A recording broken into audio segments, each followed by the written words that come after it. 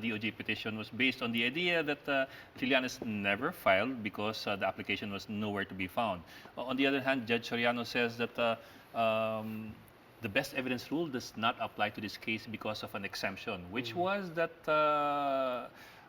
it was a public document in the custody of a public official. So in that sense, I don't know if I got the right impression, but it seemed like the judge was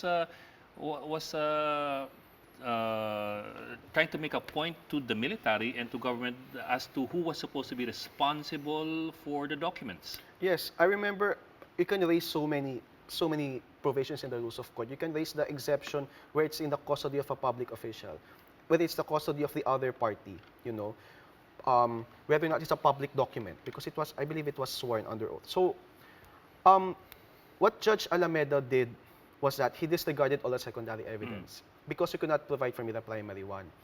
What Judge Soriano did, which actually I agree, is that now that you don't have the primary evidence, let's look at all the other evidence available. And he said that because the issue here is not the contents of the document. The issue is whether or not this document exists. So the mere fact that you don't have the document, that should not be the end of it all. Because that's the issue nga eh. Ito bang dokumento na to, nag-exist in the first place. So what he did was that not only did he look into the affidavits, he also required them to speak on the stand and to be cross-examined. And in the cross-examination, it was revealed that, number one, 277 records are missing. Number two, the prosecutor, acting Prosecutor General Fodulyon, actually requested for these amnesty records. Number three, apparently they don't have a centralized recording system, and that their certifications stating that no records exist are limited only to their offices. So they don't know where these documents are, if they do exist. And Ashley is correct. Now, why put that burden on the accused? Why put that burden on the person that has this certificate of amnesty?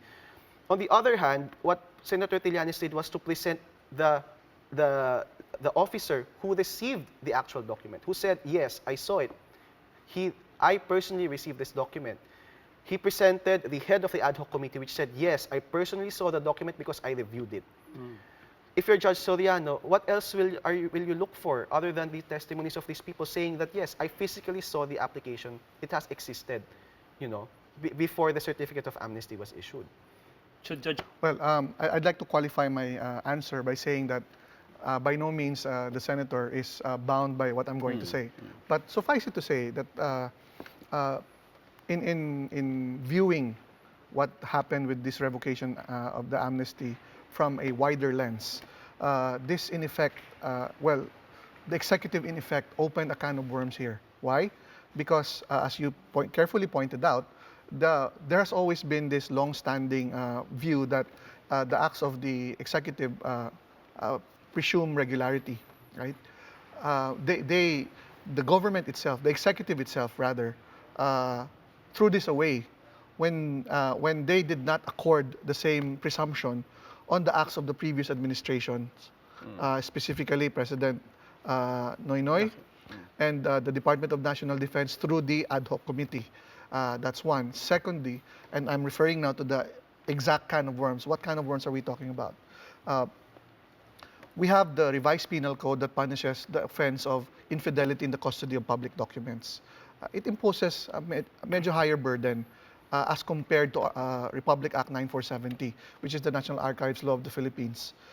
Aside, of course, from the usual burden imposed on public officers in custody of documents, it says there anything in contravention of the policy established under RA 9470 can meet a criminal action, which the prescription period is 25 years.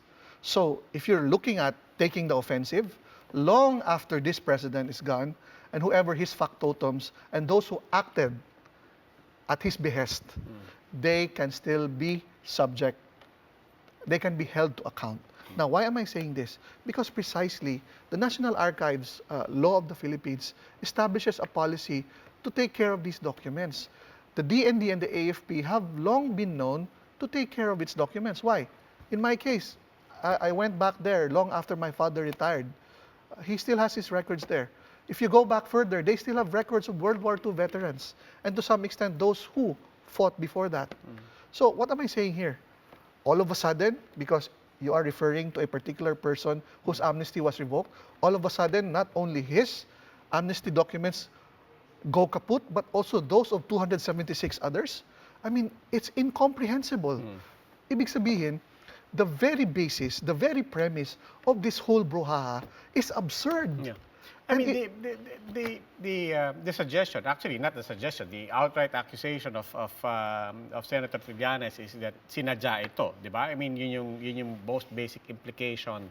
And he's made it very clear and very explicit. But in pursuing that if archival laws or fidelity in the custody of public documents were violated, how does that work? You can literally, the law will allow you to literally pinpoint one person, a clerk or a team in this case the DND, and put that pressure on that one person. Now you explain where are all of these documents. Eventually, once there are congressional hearings here and investigations, we will inevitably boil it down to a few names, not Yes. necessarily high ranking, and the pressure on this is on these people now Yes. to tell the story on what happened to those documents. Exactly.